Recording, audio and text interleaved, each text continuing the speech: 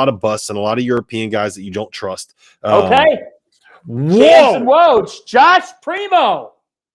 At number 12, a shocker here. Put the draft boards and throw them out. It's Primo time. Whoa! What? This is a shocker. What?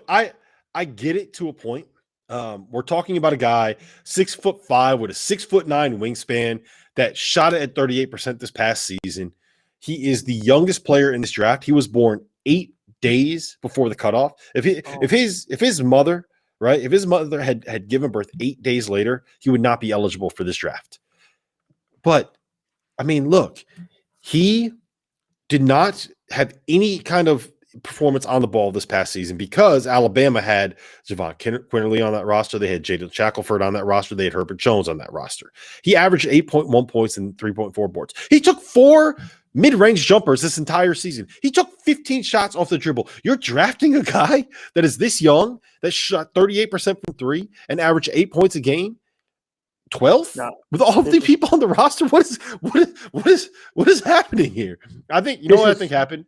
I think Greg Popovich is in Tokyo right now, and he got the time zones wrong, and he thinks that they are actually picking with the 12th pick in the second round, and they didn't realize that they were picking in the lottery.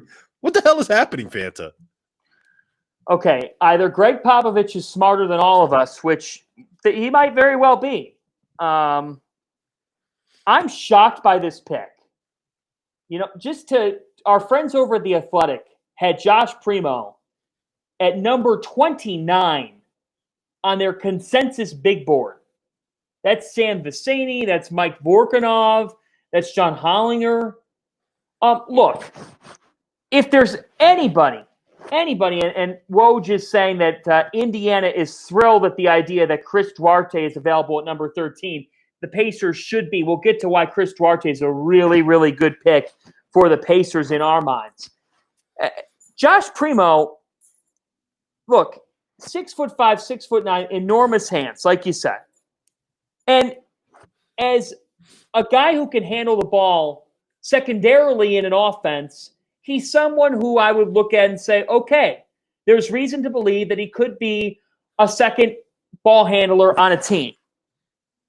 That being said, he did not show us at Alabama enough on the ball that he could be someone who really impacts the game as a multi-tool player. We just don't have the sample size. We really don't. And Rob, there was never a time at Alabama, and this isn't to say that he can't do it, but Nate Oates is a pretty damn good coach, right? There was never a time in Alabama where Josh Primo was being asked to be a primary ball handler to make plays for some of his teammates. So I am surprised about this because I think that when you look at who he was at Alabama and the fact that as a defender, he wasn't a great defender, this is a jarring pick. It is the surprise of the draft. So this is one of those ones where you get a kid into a workout and you get him out of the structure of the team and the program that he was playing within, and you see maybe, okay, look, he's probably better on the ball than he ever got a chance to prove when he was at Alabama, and I could see him making passes, and maybe you take him 5, 6, 7 spots earlier than what he's projected. Like, I understand there's a reason why he was projected as a first-round pick. I don't know what the Spurs saw, and like generally speaking, they're normally pretty good at drafting, so you kind of have to trust what they're doing, although maybe it hasn't been the best lately. But for a team that has all of those guards, like look at all of those good guards that they have in their backcourt. Why are you adding that piece? You need a big guy. Well, man, they're looking at, what San Antonio's betting. Yeah, here's the thing. You say to yourself, okay, knowing that Josh Primo could be a lottery pick in 2022. He would have been. He would have been a lottery pick in 2022 had he stayed for another year. San Antonio is saying, we're going to bet on our player development system. He will be playing in the G League. He's going to be getting reps with us.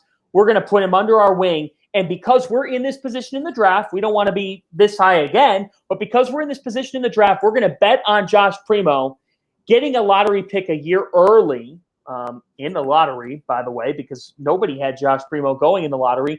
They're betting on the upside here and the fact that he is the youngest prospect in this class, that you can sit here and say, you know what, he could play in the G League, He can get better. There's nothing wrong with playing in the G League. We've seen plenty of players come out of the G League and end up playing a major role in the NBA. It's a high upside move. And like I said, he would have been seen as a lottery pick heading into next year.